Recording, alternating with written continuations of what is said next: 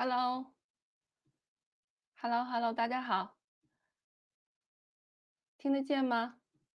听得见的话跟我说一声儿。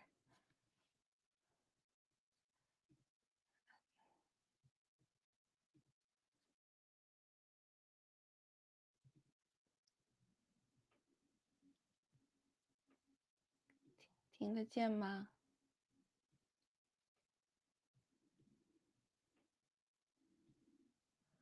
听得见吗？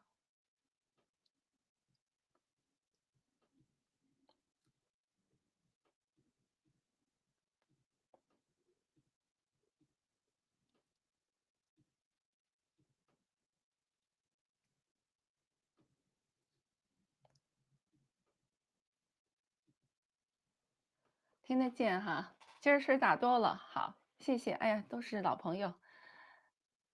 班儿怎么读？班儿呗。峰哥，亡命天涯，你好，谢谢 Will 咦，听得见哈，声音有点小，为什么老会声音有点小呢？我这个 output 我已经调到最大了，我尽量大点声说话。呃，怎么有种上网课的感觉？我也觉得怎么有点像网课的感觉，而且我发现我挺喜欢，讲课的，而不是好为人师。好，我们好，那我们今天我就准时开始讲，然后，嗯，今天这个完全是回到我熟悉的这种，我新闻综述。我先讲一下儿整个今天我标题上说的这事情，就是最近的中国的流行呼吸道传染病，大流行。我相信如果在国内的朋友最近肯定知道，你或者可能自己也会感冒，或者身边的同事啊、朋友啊、家人啊，可能都在感冒，所谓的感冒啊，或者就是发烧。因为就包括我自己在北京的这些家里的人啊，这个亲戚啊，还有一些朋友啊，我有一个朋友，他说他办公室里所有的人全发烧倒下了。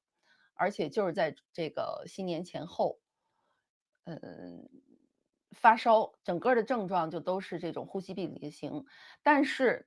这个已经持续了一段时间的这个中国的呼吸病流行，为什么这2天让国际媒体非常的紧张？包括昨天我看了一下儿整个儿的媒体报道，英国的、美国的、德国的、欧洲的，媒体，尤其是我们的这个中国的邻国这个印度，很多很多媒体报道。嗯，所以我昨天晚上突然想，啊，我要加播一次这个世界媒体看中国。这样也这个形式也非常好，就是让我可以快速的对一些新闻有一个反应。然后也回到我非常熟悉的这种本行，就是如果一个新闻出来，我怎么快速的做判断，然后做这个判断，我的基于什么样的考量，还有我们要聊一下儿就是现在目前的这个新闻事实是什么？就是到底中国现在出现的这个流行病到底有多严重？目前我们知道的国内的一些官方的信息是什么？然后国际社会上现在大家都怎么反应？包括这个世界卫生组织，包括各个国家的政府，还有就是为什么这次让各国都这么紧张？其实为什么的话，我可以先说，说白了就是因为全世界对5年前在武汉爆发的这个 COVID，后来我们知道叫 COVID-19 的这个新冠肺炎，所有的人都对这个记忆犹新。但刚开始这个肺炎疫情出现的时间点和状态跟现在非常像，就是也是在冬天，也是在一些城市以感冒、以流行病的方式爆发。但是最后升级为令全世界停摆了2年的这种大瘟疫，全世界都对这件事情记忆犹新，心有余悸。那中国人当然是受难最惨的国家之一。呃，所以今天我在这个时间点讲这个事情呢，我觉得我们正好可以在一个新闻事件里头，让咱们大家都聊一聊，对我们大家都很熟悉的，但是在这些新闻事件里，我们应该看什么的，这样一个结构。然后我看不断的人进来了。呃，我就直接讲了，现在很多人赶上了直播，太好了，我也很高兴。嗯嗯。还有就是我今天的形式，我希望是1个半小时，这样的话，可能我们事后收听的、收看的观众，大家也觉得也没有那么辛苦。我呢也体力上也比较合适。我现在可能就是先具体总结一下这个新闻事实，然后我们留40分钟的时间讨论和具体提问题啊。什么问题都可以聊，但是尽量还是跟咱们今天这个话题有关哈。好，那我就先直接进入我们今天的关于这个我这个标题就是，中国这近期的呼吸道流行病爆发，我们现在知道的是什么？目前呢，中国的说法呢，主要是甲流，而且呢，其实目前为止，中国官方的消息还都是比较清楚的。就是一个是几个，一个是官方透露呢，是现在是主要还是流感，说进入了季节性流行。目前主要的是甲型流感 H1N1 型，也官方现在报道呢，顺便提到了这个叫人偏肺病毒 HMPV。这个人偏肺病毒呢，其实不是一个老的，不是一个新的病毒，它早就有了。2001年最早发现在荷兰，但是我昨天看到这个词的时候，我还是有一点儿生疏的。我不知道大家有多少人熟悉这个HMPV，你看说出来都很拗口哈。人偏肺病毒呢，这个感染，官方现在目前呢，第一次提到现在有一些感染的上升趋势的是，我查了一下，是在12月的24、25号的CCTV，就是官方专门正式说，目前的流感流行中间，这个人偏肺变毒的流行是上升趋势的，这个节点是在12月24、25号。新华社12月31号也发了消息，但是，从我们现在从社交媒体上看到的，或者各种短视频发出来的这个形态看呢，一个是还是很像当年，大家都知道的这个新冠肺炎的那个状态，造成的在医院层面的情况就是医院爆满，尤其是老年人和小孩子感染的量非常大，尤其是在北方省市，都很明显。与此同时，我们现在知道的就是中国的一些部分的周边国家，也开始有所谓的这个感染案例。那么现在我看到的消息是，香港有了，包括香港卫生署也已经发了这个关于人偏肺变毒的介绍，但是他们的这个病的这种介绍不是最新的，因为我刚才说了，这个人偏肺变毒，它这个病毒本身不是一个新的病毒，呃但是现在已经有感染案例了，然后我看日本也有一些感染案例。那么这次反应最大的是印度。我搜了一下，基本印度所有的媒体都报了，标题是什么呢？就是中国近期出现呃所谓的呼吸道流行病流行。当然有一些媒体呢，有2家媒体直接给出的消息是标题是中国的神秘病毒又开始流行。我觉得这个当然是有一些这个耸人听闻的企图在里面。这些媒体的操作呢，也是让人觉得有一点点指向的是非常清楚的。那我们就现在说为什么会这么指向，一会儿再说为什么会指向。先说完整个这个目前知道的信息的情况。让我得到感觉要讲一下儿的原因呢，现在是英国的媒体和美国的媒体也紧张起来了。我看美国的新闻周刊专门发了文章，也是说的标题就是在中国现在加大了这种叫 emergency measures，什么意思？就是紧急手段，现在开始处理virus outbreak，用的英文的词是病毒大流行。这是新闻周刊的报道。美国的另外的一些，比如说像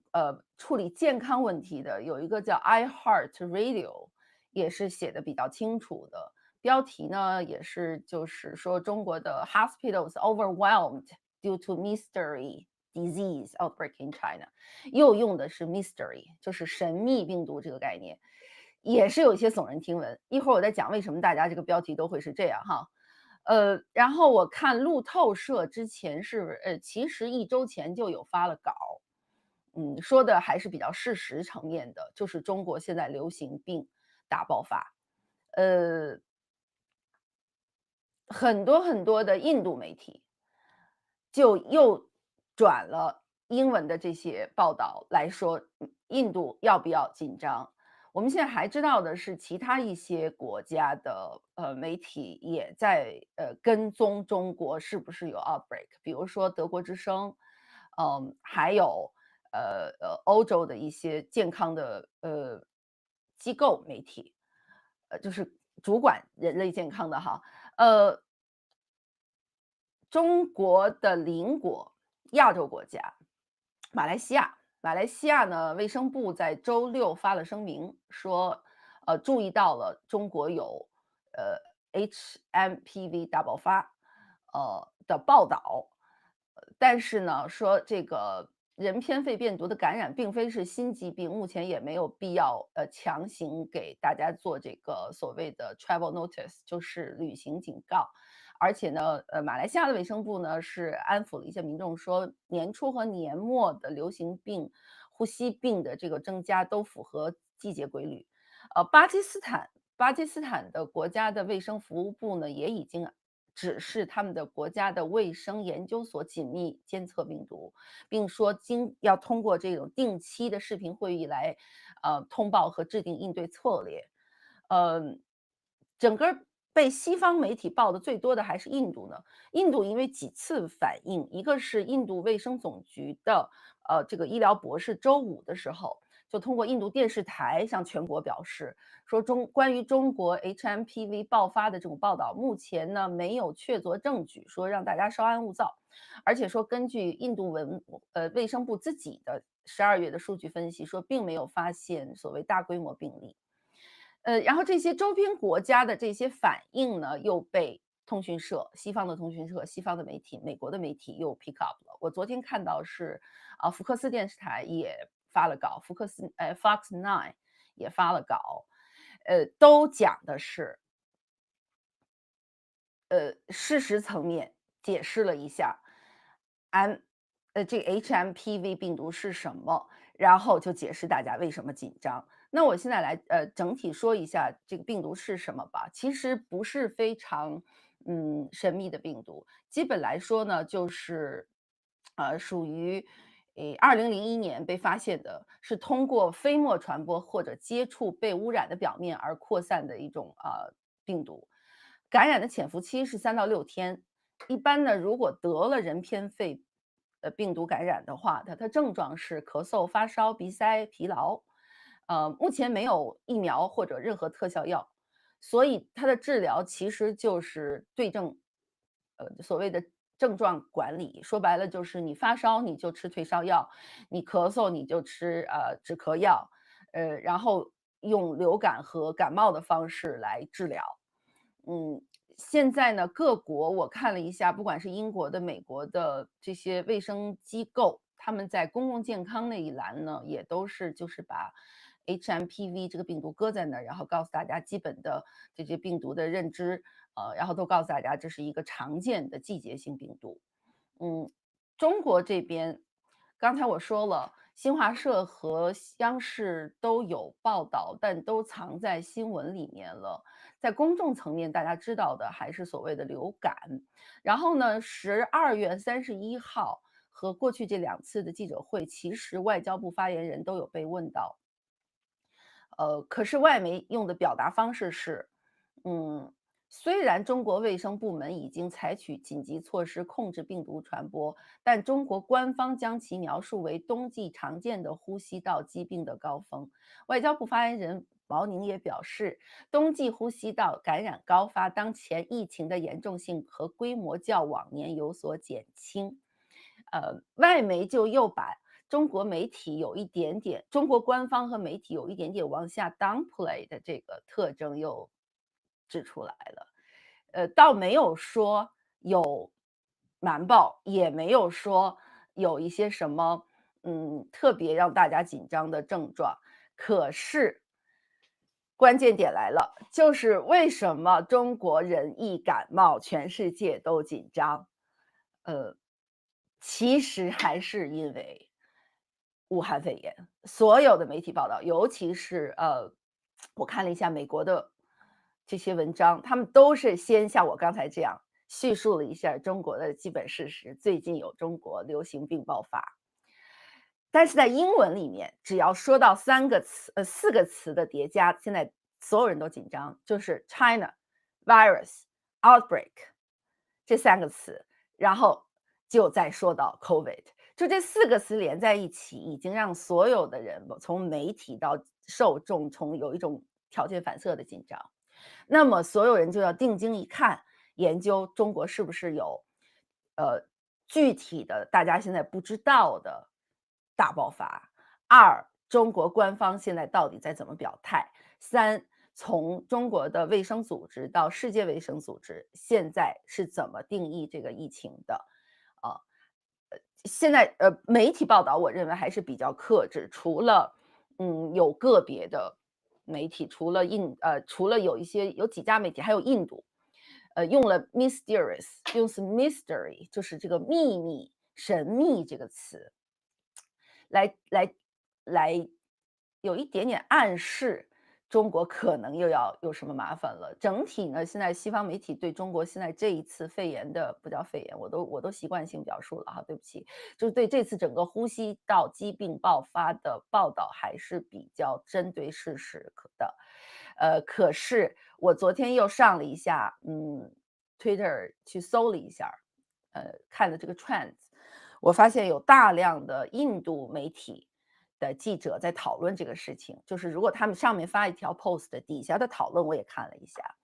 所有的用户的反应就是：天呐，中国又流行病了！天呐，再也不要来了！天呐，大家真的知道中国现在在发生什么吗？然后当然这个发帖的这个印度记者就会说啊，没事没事，所有的 wires，所有的通讯社都在紧密的 monitor，都在紧密的关注这件事，然后大家底下就开始讨论，呃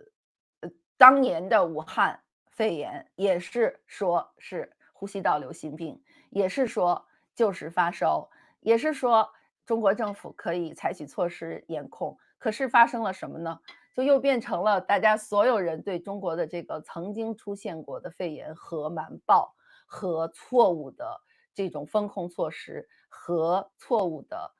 没有防住而让所有的这个病毒向世界传播的这么一个叙事，所有人的记忆又都回来了。我昨天看了一下，我其实心情也有点说不出来的复杂，在这儿我就想给大家归纳一下儿嗯，一个是我们现在目前看呢，我刚才看很多观众也在说，其实包括李哈哈说自己的孩子和媳妇儿都中招了，现在还高烧不退。一个是从我现在看到的情况，现在确实在中国各地，有大量的这种，你不管说是感冒也好，发烧也好，流感也好，这样的流行病在出现。当然，我们现在还没有到一个就是同季节这种横向比较，说现在的这个感冒发烧是不是跟前几年相比有更多或者更少，我还没有看到完整的报道统计。虽然，嗯，新华社、央视都在强调的是这是季节性的，然后也引用了包括北京市疾控中心省疾控中心的这些信息，来说这是常见的上呼吸道感染。因为常见的上呼吸道感染里面会包括鼻病毒、流感病毒，然后也有这种人偏肺病毒，也提到这几种病毒。中国的疾控中心呢，又强调了说，大部分的呼吸道病原体在外界存活的时间长，呼吸道风险增加，建议公众保持良好习惯。针对免疫低的这种孕妇、低幼龄儿童、老人、慢性病患者要。当我念这些话的时候，我都开始出现一些习惯性的不适反应，就是我的身体都开始有不适反应的原因是，我们中国人这几年对这些从疾控中心发出来的流行病通告已经，习惯性免疫，但又有一种身体的条件反射了。我相信你们听这些话的时候也是这种感受。所以公众现在到底在官方层面能获得多少清晰的指导和防治的支持，我也不知道。当然，最辛苦的还是各地的医院。嗯，现在我们从短视频和从各种画面看到的，戴着口罩的孩子们、老人们、病殃殃的病人们，大家现在又都涌向了医院，医院又爆满了。医疗系统现在应该是还按正常的这种处理方式在处理这一次流行，希望在公众层面，大家这次就平安度过，不要再出任何的问题。但是媒体现在这么盯着中国，这个流行病发布，包括国际媒体都这么紧张，邻国现在都开始发公共健康通告。当然，WHO 还没有说任何话，就是中国的疾控中心和世界卫生组织还没有给中国定义流行病或者疫情爆发，所以整体的症状现在还是可以的。可是我们要紧密关注这个事情，而我们现在怎么讨论？世界对中国的这次监控和紧张，其实也不为过。虽然我们作为说中文的人，心情是很复杂的，觉得为什么中国又被面对一次好像又要有给世界添乱了的这种感受。呃，因为几个原因，一个是中国当时这个疫情爆发，所谓的肺炎在武汉爆发。当时的伟大的医生这个李文亮，一个吹号人，我们现在知道了他，大家把他当做公共英雄来纪念。可是当时李文亮和他的几个同事，说这些事情的时候，所有人都认为他妖言惑众。而且到现在我们其实仍然不知道关于李医生他的被训诫，他的甚至被处理，而且就是在新年伊始的时候被处理的这件事情，有多少人为此付出了呃真正的代价？就是在整个医疗系统和公共安全和公安系统，有多少人为这样一个大声疾呼给公众报告一个健康状况的这么一个医生的被冤枉，有多少人为此真正付出了代价？第二，就是在各级的公共健康和医疗系统层面，对于中国的这个肺炎疫情的整体的爆发和给世界造成这么大的灾难，包括给中国人自己造成这么大的灾难，在什么层面进行了什么样的反思和总结？还有在整个的中国的公共健康医疗系统方面有哪些意识的改变？这些事情其实从来中国没有向世界做一个总结。第三就是美国一直在，不光是美国，其实全世界的卫生健康系统的一些研究者啊、科学家呀、一些机构啊，一直在讲病毒溯源的问题。所以，嗯，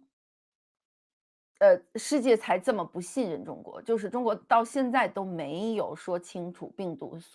当时的这个 COVID-19的这个病毒是怎么出来的，说是一个新的病毒，说是一个变异的病毒。那当时整个的这个传播链、感染链，从来没有一个完整的版本给大家交代清楚。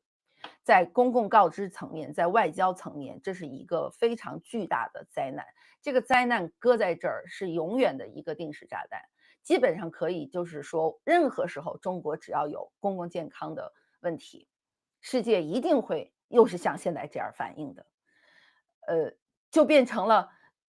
永远无法信任中国的公共健康医疗系统。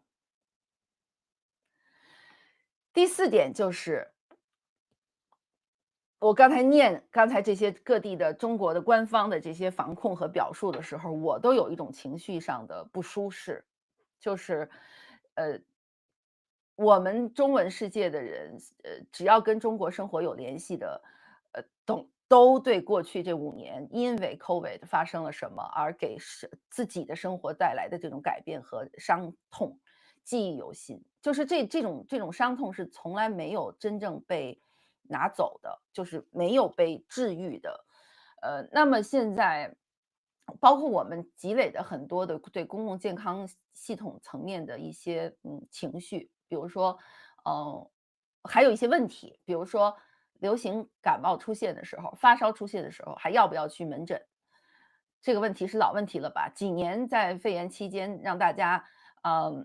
不去医院，去医院这种事情太多了。多少人想去医院看病看不上，多少人有原有的这个原生疾病，然后因为发烧感冒，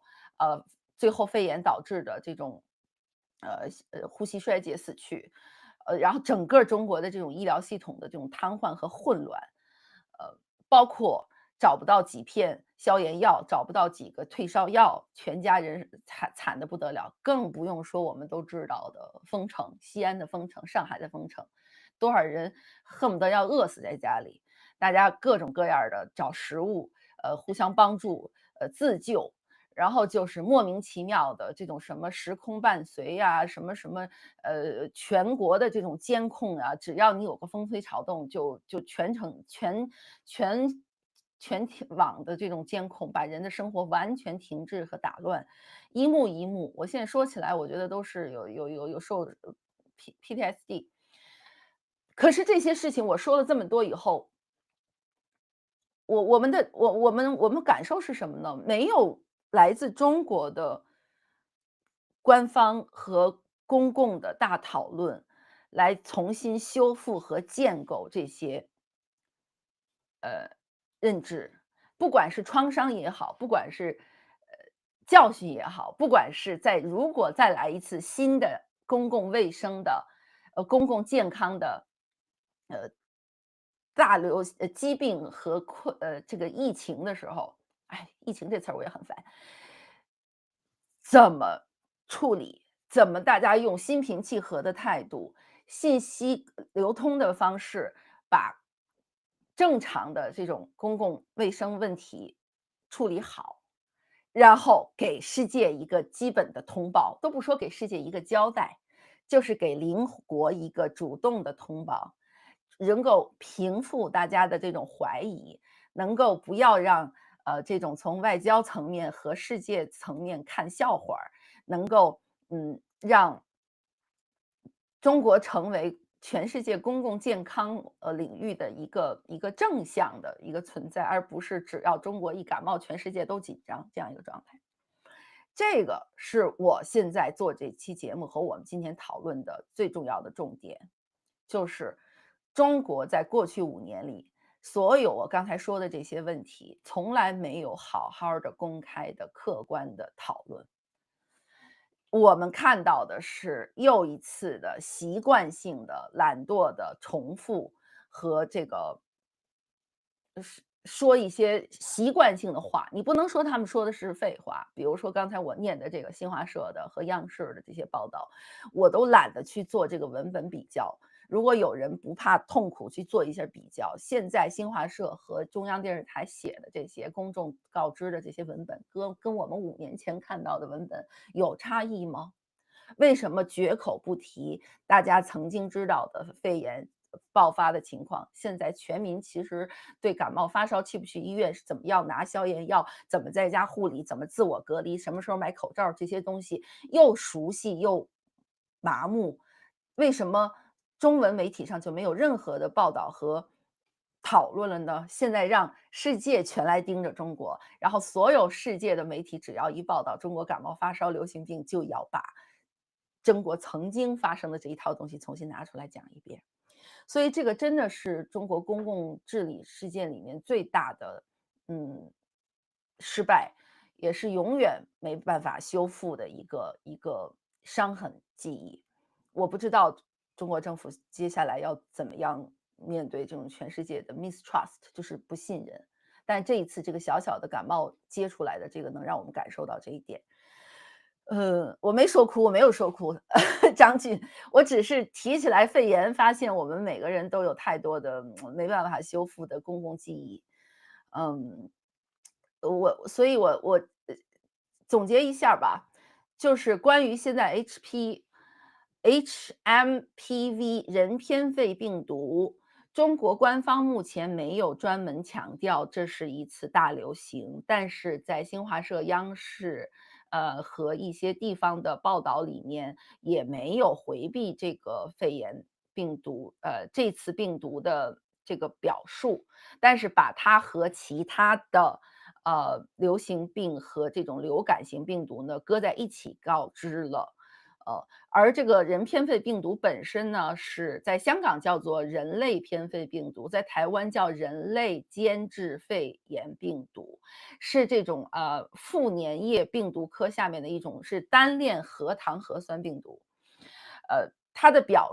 象，它的病征就是发烧、咳嗽、呼吸困难。主要感染的儿童当然，主要感染的对象还是儿童、老人和抵抗力弱的成年人。我们现在知道的是，中国现在各地，尤其东北、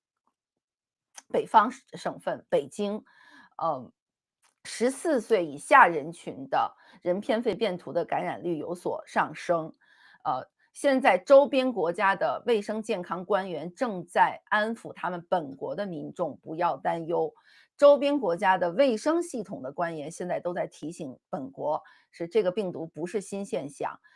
冬季是容易高发。中国官方现在给大家的交代是，这是一个季节性流行病，然后到目前为止没有发现任何新的病株和病毒，也没有任何变异。可是西方媒体、印度媒体、东南亚媒体、整个亚洲媒体都在提醒中国又发病了，大家要警惕。媒体现在是全都 monitor，全都严密关注。世界对于中国的这个病毒的溯源和反思，更不要说追究责任，都是没有人在提，也遥遥无期了这件事情。好，所以今天关于这件新闻的那个我的整体的总结就是这里，我们大家可以有一些提问，有一些讨论，跟这个话题有关没关的，我看大家现在好几百人在这儿呢，呃，就可以聊了。我看一下我现在看一下大家的讨论，有一些问题哈。嗯，有不少朋友我看说有感冒，我看有 Optical 说感冒、喉咙疼、发烧，今天好多了。所以现在我想先问，还有说伤寒麻黄汤主之，还有孙悟空说，他自己也感冒了，主要症状是流鼻涕、轻微咳嗽，嗓子有点痛。嗯，还有的朋友说这就是甲流，呃，目前来说看来有不少人，就连我们的观众也在感冒，也在有症状，所以请大家一定要呃注意自己的健康。我看这个 Holy Lu 说吃什么感冒药、消炎药根本就没用，这和是没用还是没有？说这和 HMPV 没关系。刚才我总结了一下，我可以再说一遍，就是现在看来，如果是人偏肺变毒的话，没有特效药。那如果是针对只是这种流感或甲流的话，其实一般病毒也没有什么特效药，就按正常的这种治疗症状来治吧，就是大家注意好休息，注意好自我隔离。如果想戴口罩的话，尽量就戴上口罩。这一套我觉得我们自己中国人都很清楚了，什么时候我估计你们家里都还有一些没用完的口罩吧。如果该戴口罩就戴好，该休息休息，然后退烧，积极的退烧，多喝水，增加维生素，增加优质蛋白质，然后嗯，尽量少去有人多的地方。如果是发病的话，尽量能不去发烧门诊就不去。但是因为如果是人偏肺病毒的话，它可能会走肺炎，很多人最后变成了是肺炎，所以如果是要肺炎的话，是要小心一点，呃关照一些。呃，我看一下，呃，有这个米娅付，不知道怎么发你的名字哈，不好意思。目前据我所知，一线城市感染的人数较多。哦，对，是，现在看来从官方的我刚才又调了一下，官方现在的信息公布，其实各地的卫健委还是在有一些信息公布的。但是我想大家从这个 COVID 之后，最不想看见的就是卫健委的任何信息发布吧。我们克服这个 PTSD 还是来看一下。目前看到的消息呢是说，嗯，呃，你看，十南方省份，你现在这个消息我从新华社那边得到找的消息哈，它的数据统计只到12月15号，说截止到12月15号的话，南方省份门诊流感病样例排前3位的病毒感染是第一位是流感病毒，第二是鼻病毒，第3位是人偏肺病毒，而在北方省份。呃，是流感病毒第一，人偏肺病毒第二，和这个肺炎支原体是第三。那么，呃，住院导致的这种感染的话，南方的话主要是鼻病毒第一位，流感病毒第二位，肺炎支原体第三位。北方呢是肺炎支原体，第一位，第二位是流感病毒，排第三位是人偏肺病毒。啊，也就是说，现在北方人偏肺病毒造成的这些，不管是门诊、急诊还是住院，还都挺显著的。南方也有，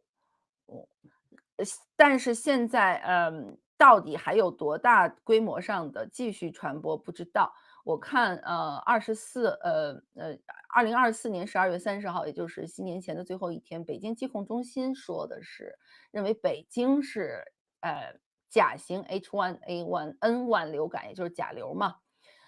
然后北京疾控中心给大家公报的消息是说，流行病株和疫苗株高度匹配，所以建议大家出行之前接种流感疫苗。顺便再说一下疫苗，我刚刚看评论区里有人说疫苗的问题。中国的疫苗真的是，也是一个搁在那儿一直没有修复的一个伤痛。我们都知道，国内媒体也不让报了。不让报的导致的什么原因呢？就是到底谁的责任也没法说。那么，那外界的话就会把这个责任全都放在中国政府身上，什么意思呢？就是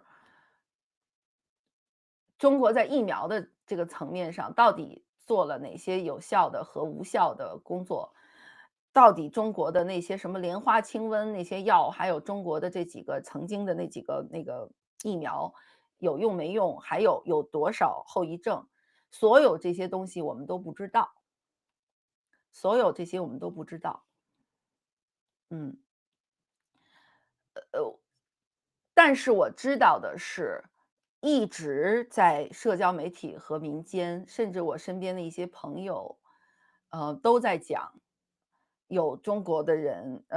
人因为接种了疫苗，然后导致这几年的身体非常的虚弱，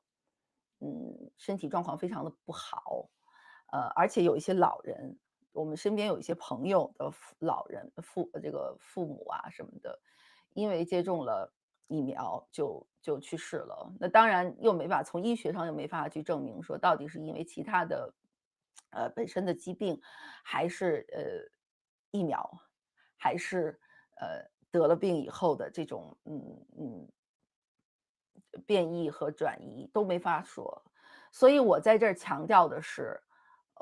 我虽然不是一个医学专家，但是我们的这种基于事实层面和公共安全的信息透明层面的这种质疑和呼号是没有错的。我今天看的那个讨论区里头有很多有很多来骂我的，挺好的。评论区有两三个恶意攻击 Vivian 的，难看，我也没看是谁在骂我。没关系，我觉得这个大家不用担心。嗯，这个大家不用担心，我不在乎，但是我找到的话，适当的时候把他们屏蔽吧，没关系。呃对，这个叫 Star Tony，又是这个 Tony，是不是前两天那个 Tony 不知道。说我是一个记者，不是一个流行病专家，不是医生，不要提供任何你自己的见解。哎，这就奇怪了，为什么不能提供个人见解呢？你是审查员吗？你为什么不让我提供个人见解呢？我给的都是事实层面的质疑和见解，我为什么不能提供？你要在这儿再说话的，这样说我就把你给屏蔽了啊。你正常发言我就不理你，因为但是这就是一个特别典型的，为什么西方媒体或者外界不喜欢中国的原因，就是我们提出来一些最基本的提问的时候，就扣大帽子，就这种咄咄逼人的。你去过中国吗？你了解中国吗？你是医疗专家吗？你凭什么说话？就这种东西就来了，马上这个所有的人就反感了，就会说你如果没有什么掩盖的东西，你为什么阻大家的嘴呢？啊，所以这种讨论我觉得是特别有必要的。那任何去堵一记者提问的人，他们到底要干嘛，我们也都能看得见。嗯，好，然后我看还有什么提问吧。呃，好了，呃哦，J 雾说目前广州还没有大规模爆发，谢谢你提供的信息。嗯，我刚才看有一个朋友说，一家人在日本，好像说日本现在也有发烧，是吧？嗯，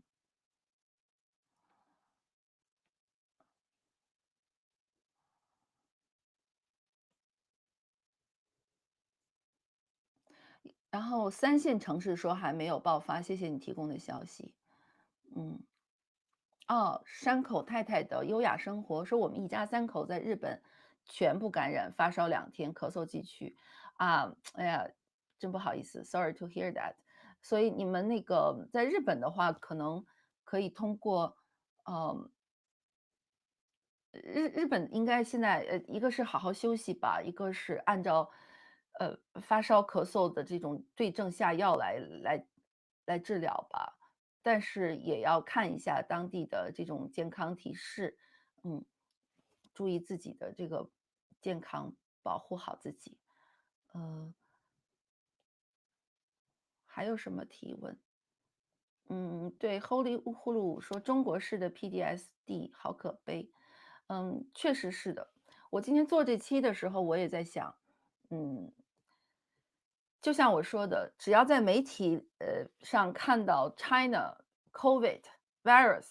outbreak 这4个词一出现的时候，所有人就紧张起来了。这个我觉得全世界都有一种 PTSD，不光是我们自己，但我们中文世界的 PTSD 是另一种状态。这个是我想今天拿出来说的。嗯。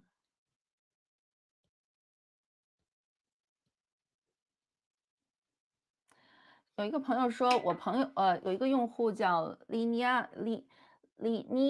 哈，说我朋友家里他们去看97岁的老娘，结果孩子携带把老祖母给传上了，结果老人自己在家里静养了几天就好了。你这说的是当时的肺炎，那个 COVID-19 这个当时新冠的传染，还是这一次的这个流行病呢？不管是哪一次吧，反正啊，我们老人、小孩子确实在每一次这样的这种传染里都是最脆弱的。嗯，然后有人说不敢打中国的流感疫苗，这个叫 UN 13841483这个用户说的，不敢打中国的流感疫苗。嗯，关于是不是要打疫苗这个事情，我是没办法给大家个人建议。但反正我个人是，只要打流感疫苗，我在中国的时候，我在北京的时候，我们当时也是公司可以每年去免费打，呃，结果打了疫苗，我发烧1个礼拜，可能不打的话，也就没事儿了。所以后来我打了一次以后就不打了。我个人是不打流感疫苗，我觉得因为它一个特别简单的逻辑，就是一个疫苗它只针对一种病毒，那如果是所以刚才这个卫健委说的，疾控中心说的，目前的这个疫苗和流感现在出现的这个匹配还是很精准的，就建议大家去打。但是如果换一种病毒呢，那你打的这个疫苗其实就没有用了。那所以从我个人的角度上，我不太去打疫苗，但是打不打疫苗这个是非常个人的选择，我不给建议啊。嗯，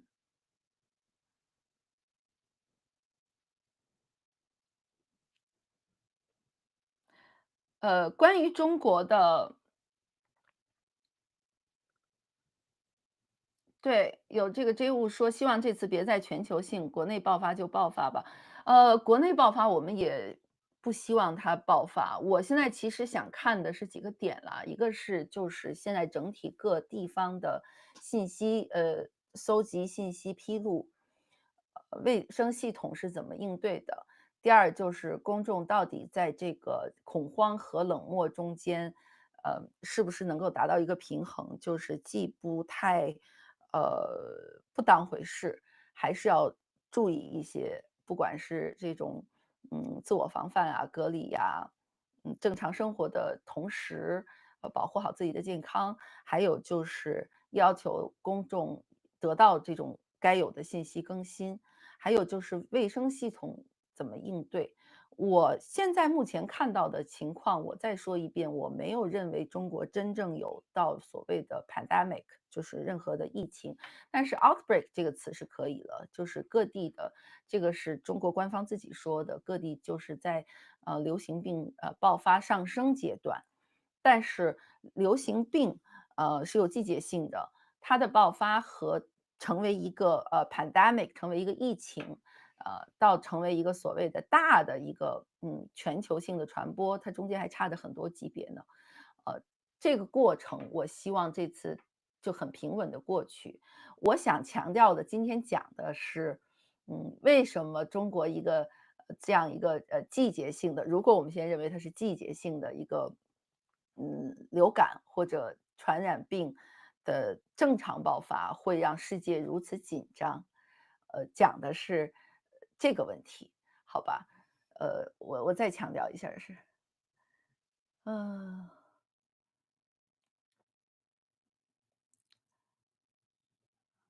很多人都在讨论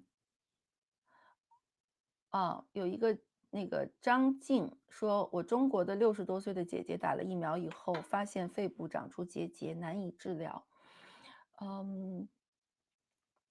对，这就是我说的。其实这几年有很多这样的来自个人的个案，做的这个叙述呢，都是在打了疫苗之后出现的问题。可是这些作为医学的个案呢，确实我们没办法，就是说现在我作为一个我们媒体层面只能去找医学专家，或者来要求中国的官方机构给出最好的解释。但是因为没有公开的讨论，没有完整的数据披露，没有针对中国疫苗的功能和伤害有第三方的独立的这种评审和嗯最后的这种总结，所以一切这些都没法儿谈。那么当公开的信息不够多的时候，你是没办法阻止嗯大家猜测的，你也没办法阻止阴谋论。但是，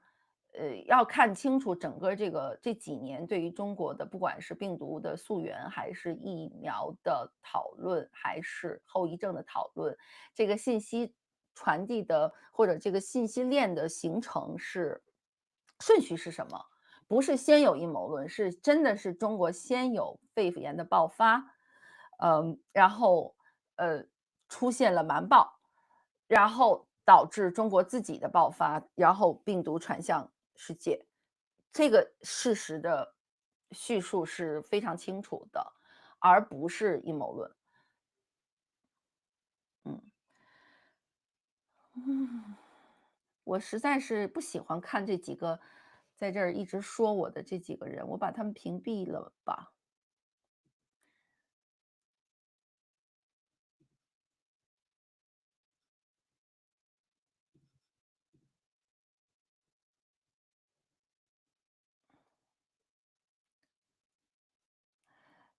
UN1483说：“请问吴威可以采访医疗行业的从业者吗？想了解最近的集采政策，也想了解中国的医疗体系和美国西方医疗体系的区别，也想听听专业人士对啊、国内的人未来医疗上的建议。”嗯，好，您这是个好问题，我尽量去试着做，但是必须得跟大家解释，就是大生我现在并不想专注做，嗯、这种就是纯新闻类的项目。但是您这是个好问题，现在先简单说一下，就是这个中国的医疗体系和西方的医疗体系的区别，这是个很大的问题。这个我们可以专门来聊，我会去找医疗专家来聊。嗯，但是整体从健康层面上，从医疗体系来说的话，中国的医疗体系和西方医疗体系，有很大区别。可是其实，尤其你说美国哈，美国的医疗系统的问题太多了，而且我认为美国的医疗系统是非常不好的一个医疗系统。可是中国的这个，从医药还从这个以药养医很多方面，大量的见了错误的案例。比如说这个 FDA 整个这个药监局系统，中国就是照搬的，美国。但是后来这个医药分离，又没有美国的医药分离做的是好的，但美国的保险制度是非常差的，所以没办法这样就是整体比较，我们可以在某一个点上分开比较。嗯。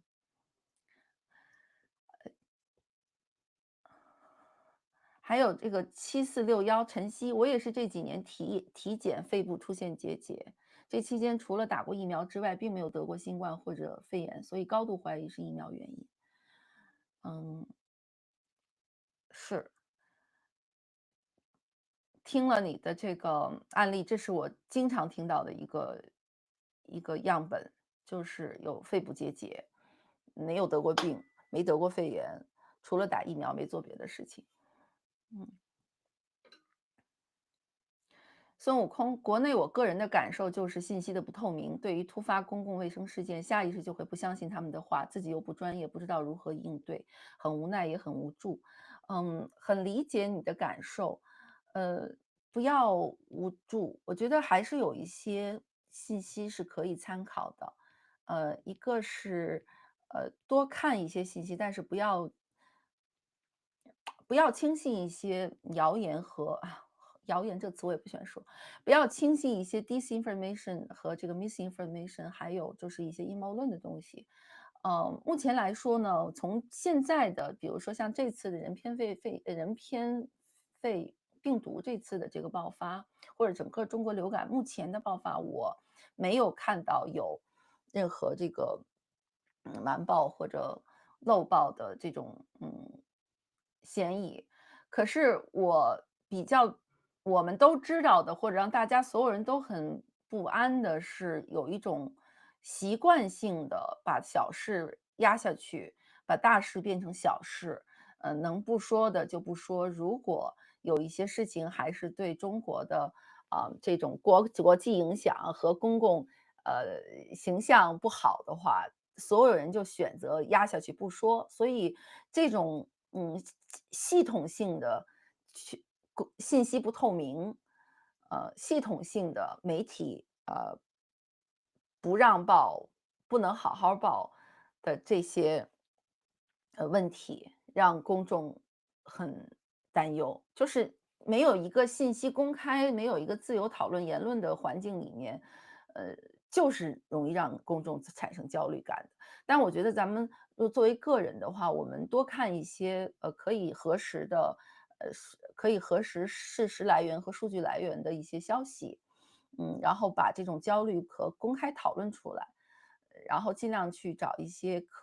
可以溯源的消息，比如说你一个文章，你看出来是哪个媒体报的，或是哪个具体的个人报的，然后我们要个人习惯性的做一些这种cross exam，就是自己去做一些事实比较分析，这样其实也能排除一些焦虑，也要能让我们自己变得更知识多一点。嗯。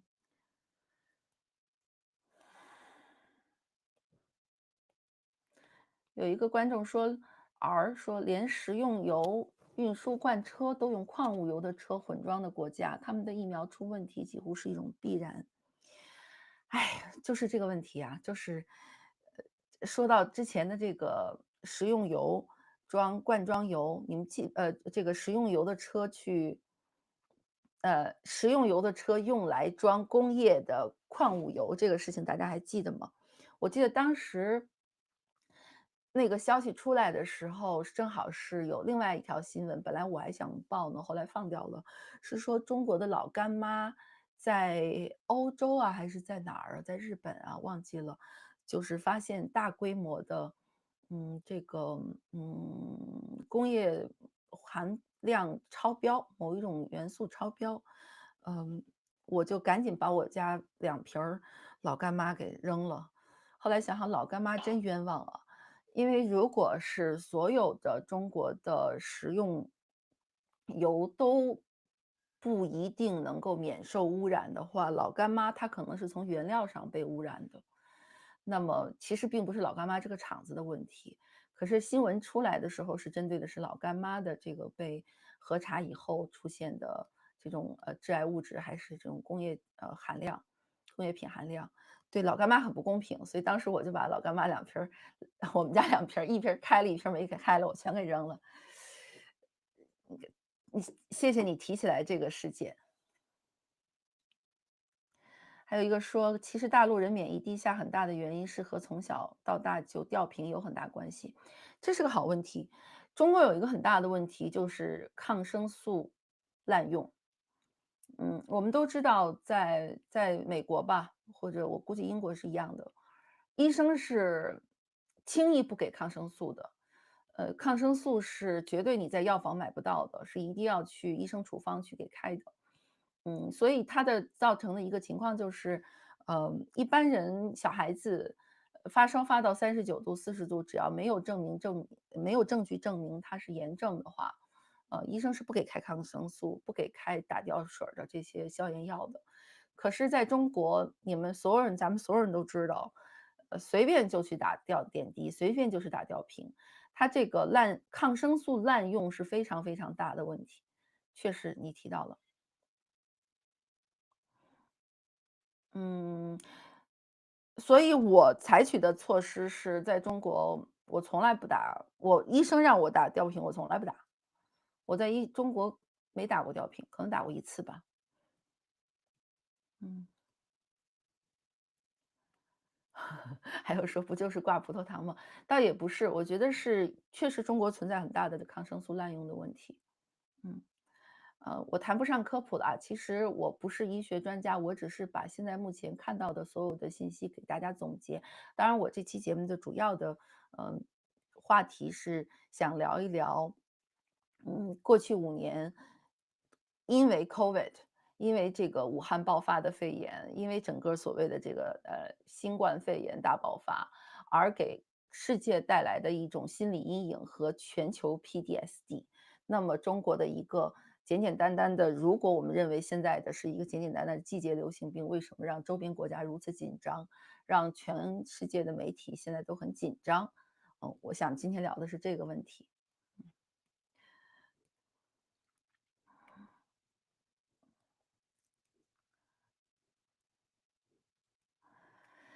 哎呀，这个 Leo 写诗说，食品安全问题很复杂，不大可能短期解决。我们宁愿吃些毒的，也不能吃，也吃也，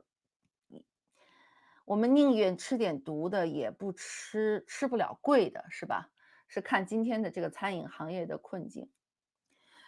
啊。我特别理解你在说什么。这多说两句，中国的食品安全真的是2008年你们都还记得吗？可能好多人都没生呢吧，或者10岁、十几岁。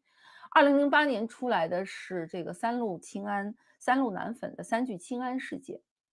这个事件当时我是因为是全面报道了，包括那些后来有一些这个奶粉的，我们叫大头娃娃，就是喝了三鹿奶粉，以后就是长期的营养不良，小孩子就是头特别大，那身体瘦小，发育迟缓，叫大头娃娃。有一些大头娃娃的家长还去集体的去维权和上访，然后其中这个带头儿做这个维权的爸爸，我记得后来是判了6年还是8年，前几年放出来了。这个三鹿奶粉是石家庄的一个奶粉企业，牛奶企业、乳制品企业，也是因为三鹿奶粉爆发了整个对中国整个奶业行业的这种全面质疑。后来还有整个的对这个全中国的牧场，牛奶的产量和实际的呃乳制品产量的这些大量的我们的这些调查报道啊，公众的这些反思啊。那个时候，比如说出现一个三鹿奶粉事件的话，三聚氰胺事件的话，还有媒体的报道，有家长的上访，还有公开的讨论，对行业造成什么改变了吗？我希望有改变，反正对我个人的消费习惯就是，我再不喝除3元牛奶之外的牛奶。我知道上海好像喝的就是光明，最后大家的结论就是说，不买中国的奶粉，然后就只喝3天的那种新鲜的牛奶。但这就又有一个问题了，小孩子如果父母他没有能力去，买鲜牛奶怎么办？穷人就没机会喝奶了吗？这是一个特别残酷的问题，就是人人都是韭菜，人人都是穷人，谁比谁更有特权呢？所以从那个时候我就对这个食品安全问题真的是蛮绝望的，但是该报还要报。当时我觉得有一些可以回头去看的事情，至少因为三聚氰胺事件出来以后，还是有对所有的这些刚才我说了，一个是全国的，奶产品行业的这种，嗯，更强的关注。当然中国的那个最高的两家企业是什么？蒙牛和伊利。我记得当时那个，王小山还针对蒙牛，说了一些话，好像蒙牛因为王小山是个公知嘛，是个大 V，微博上的大 V，还有蒙牛还要告他，说他诽谤是什么的。至少还是有一些个体针对企业做一些批评的，或者这个问责。我觉得这种公众对于企业的问责还是要做，甭管多么绝望还是要做。但是很多食品安全的问题，因为太多了，砸下这个起来那个，所以大家也没有办法。第二就是没有选择，我不喝牛奶，我喝什么？我喝豆浆，也行。那豆浆又有另一个问题，大豆的问题。现在我也挺无奈的，给大家发泄一下情绪吧。虽然我一直不太善于给大家提供情绪价值，我们在提供一些具体的问题，或者我觉得就针对今天这个话题有一些什么的问题聊一聊。当然大家如果有更多的想发泄的评论，或者想提供一些新的讨论的评论，你们也都可以提出来。我也知道我自己开了一个特别让人郁闷的话题，但是，还得聊啊。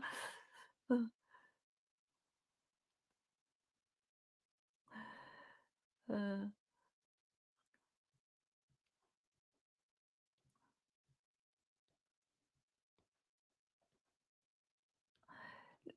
念一条观众评论吧，玉林很多暴露出的食品安全，问题就悄无声息了，没有人去深入思考改进，似乎是丧失了自我纠错的能力，不被深度调查，就问题不存在了。类似于武汉肺炎，多么值得溯源，医学介入研究调查，这事儿就这么过去了，就当没发生过。你说的特别好，其实这就是我这期节目的目的。我其实这2年，风控被解除之后，中国我眼看着就快速进入了一个被强制遗忘的状态。就是封控3年，哎呀，我都时间线都断了，可能很多人都跟我一样，连时间线都断了，这个时间感都被切断了。封控3年，全世界，受害的人不计其数，全世界死了700万人。哦，我刚才解释一下儿我忘了说一点。呃，为什么印度和美国这次反应这么大？因为整个 COVID 期间，印度死亡人数最多，全世界印度人死的最多，美国也死了很多很多人。英国整个国家进入了几个月的这种医疗系统完全几乎瘫痪的状态。所以你看，英国、美国、印度这次的这种媒体的反应就非常的早，非常的快。这不叫妖言惑众、耸人听闻或者没事儿找事儿，这就叫公共在灾难、在苦难、在既有的经验中间吸取教训，而来阻止下一次灾难的重演。这是一个媒体、一个国家应该有的态度，就是一个社会一定要从错误和苦难中学习，让苦难和问题不要再重演。这个是一个有责任的政府应该做的事情，就是彻底的反思，从灾难事件中系统的去梳理到底是谁的责任，什么责任，谁犯了什么错误，哪个层面上犯了什么错误，在哪个点上出了错误。而所有这些在中国在整个这 COVID 期间没有，没有。然后就变成了封控3年，把所有的人带上了电子的，监控器，人人都要 App 扫码进入。它摁住的是公共的流动，个体的流动，这是防控措施，但防控措施你不能3年都去控制。而3年的防控最大的一个结果，就是把整个社会的这种电子化、数据化控制变成了常态，把一个应急的风控措施变成了常态，给全中国人的行动和思想上再加了一层电子锁。而这个封控3年是全面封着，一旦提出来，习近平说解除封控，一夜之间，医疗系统就撤了。最近我看的消息，陆陆续续有消息传过来，那个各地都在拍卖和拆除方舱。那么这个当年建方舱的时候用了多少的公共预算，医疗预算有多少浪费在建方舱上？建方舱的这些财政有没有公开？有多少人在里面到底承接了这些工程？为什么建了这些方舱就这么嘁的咔嚓就都给拆了给扔了？有没有人为此付出具体的这个责任？有没有人去评价这么各地疯狂建方舱这个决策对不对？这是一点。就把人都先建了一个方舱，然后嘁哩呱啦就都给扔到了方舱里了，这么一个风控的这个手段，到现在有人讨论吗？这是一个。二是整个病毒溯源，老说美国人阴谋论批评中国制造病毒，你们拿出扎扎实实的事实来反思了，来反驳了吗？只是指着鼻子骂美国人那个亡中国之心不死，阴谋论有什么用呢？我知道的是，很多武汉的朋友，连一些法院系统、司法系统的一些，我觉得是很有事实逻辑判断能力的人，也坚信不疑的认为武汉的病毒是什么美国的军人运动会带去的毒。这些伤痛记忆提起来我也不高兴，聊出来大家都记得，最后有结论吗？没有结论怎么办？我们要不断的去要求有权利的政府给出结论。当然我们也知道，只要要求政府给出结论的个体一定会被定点消灭，定点压住。啊，从张展，对吧，到陈秋实，还有谁啊？好几个公民记者都遭受了牢狱之灾，然后出来以后就要不然就不说话了，要不然就被长期的监控和打压。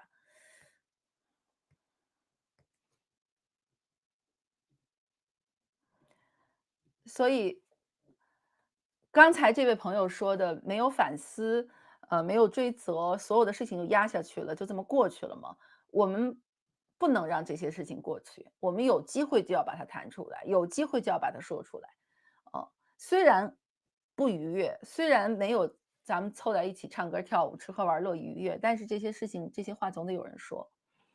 所以我今天就用这个评论来结束今天的直播吧。反正从我个体上而言，只要碰到这种关乎公共事件的新闻，我能说多少我就会说多少，我们大声能做多少就做多少。但是我知道我们势单力薄，我们自己的关注只是小小的一点点的努力，但是有一些事情总要有人做的。回答最后一个问题我就结束哈，就回答你这个问题，杨强还是杨强吧？想问一下，您对中国从内心来说是怎样的一个感情？嗯，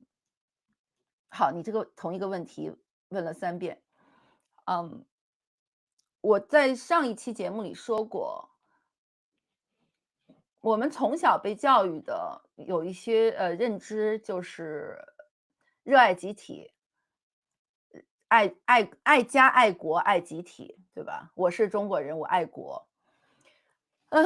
我对中国我是很具体的一些，我对 Chinese 我是很具体的爱的，而且我对我自己的身份认同非常非常清楚。我是北京人，对，我是北京人，我在兰州出生，我在山东生活过几年，因为我父母是这个，就是他们要在各个地方帮助去建工程，所以我从小就是那种，嗯嗯，到处迁徙的孩子。所以我对中国的这个西北啊，中原啊、北京啊，我都有一些生活经验。后来又在香港工作了很多年，然后就在世界到各个国家走，去工作，去做项目。而我在国际媒体做了很多年，我在英文媒体一直用英文去报道中国，用英文解读和解释和关注中国的故事。后来我又转来做中文的时候，我才发现我原来对中国如此在意，如此关注，但很多事情其实又永远聊不完，永远不够了解。所以就是我这个职业和生活的这种路径，让我一直都有一个就是我了解中国人所有的痛感，但是我不愿意被限制在这种中国人的痛感里面。就是 China is everything, but China is not everything。从语言上讲，我非常爱中文。我曾经希望去考人大中文系，结果没考上了外语系，这个是很好的。就是当你多一种语言的时候，你才走得远一点，你才回去看，你才能更加了解你爱这个国家什么。那我肯定是爱中文，我非常爱中文，我也爱中国的食物，我不管其他方面有多么西化，有多么这个不像中国人，我的胃是完全中国的胃的。我爱吃所有的好吃的，中国的好吃的，而且我不管到哪儿，我其实都能吃中餐，我肯定不吃西餐的。比如说三明治、汉堡包，我是宁可饿死也不吃的。但是走到哪儿你要让我吃个米饭，吃个炒菜，我就会很开心。所以比如说我还会记得北京的很多味道，呃6月槐花的味道，3月的玉兰花的味道。我会记得很多具体的细节，比如说天安门的这个秋梨香的栗子。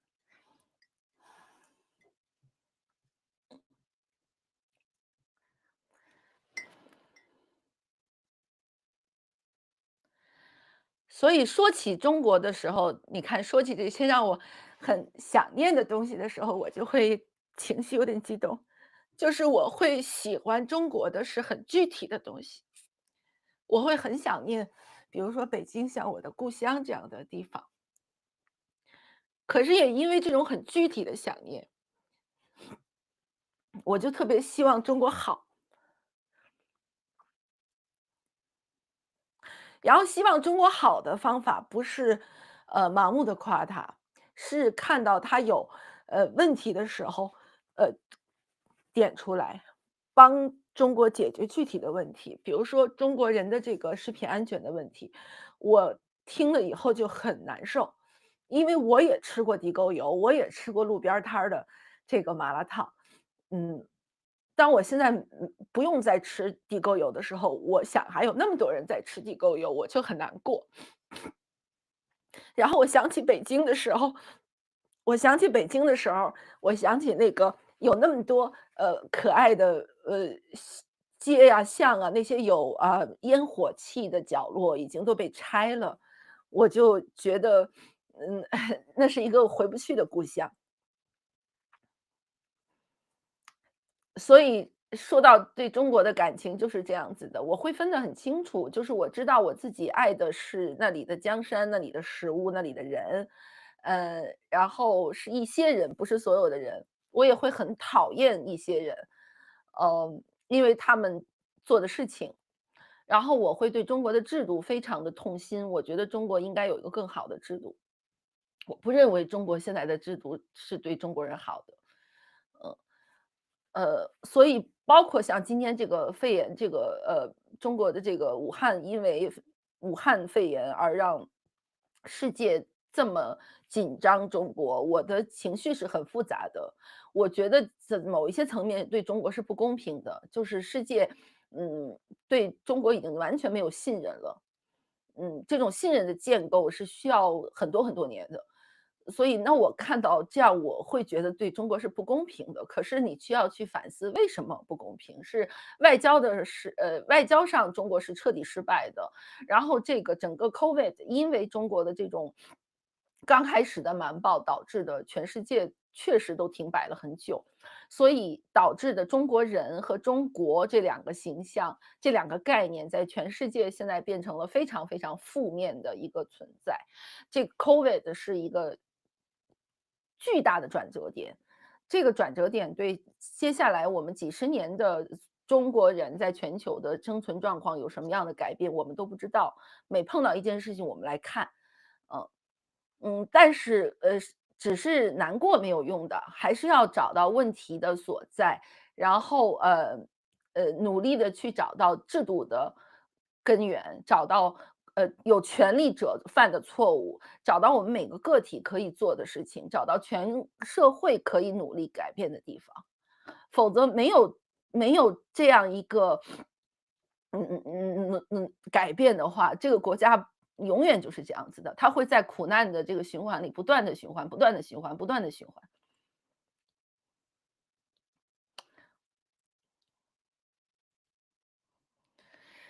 所以谢谢大家今天跟我做这期直播，我们今天就到这里。今天这个节目，可以只看前40分钟，我会再剪一个关于前40分钟的版本，后面这个版本就放在这儿吧。谢谢到现在还有这么多好几百人在这儿陪着我看这个视频。对，我是个很感性的人，然后有朋友也问我会不会以后就天天做直播了，不会的。但我觉得，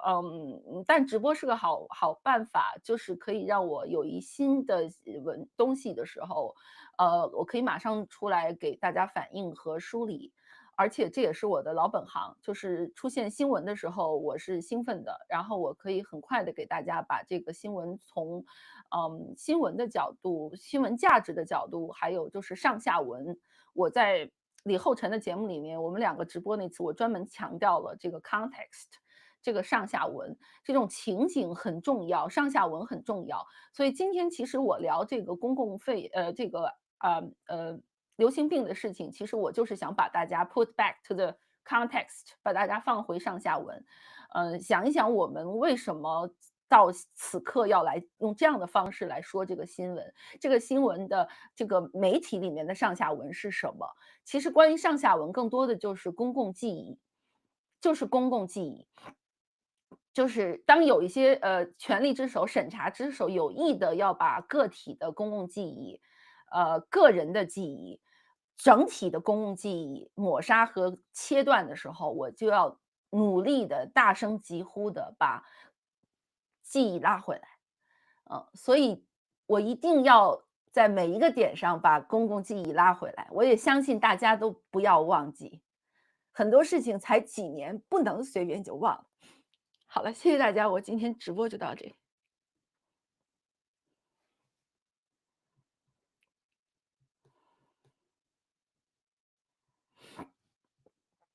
好了，大家彼此那个告个别，我们再见吧。明天我哪天还上呢？谢谢大家。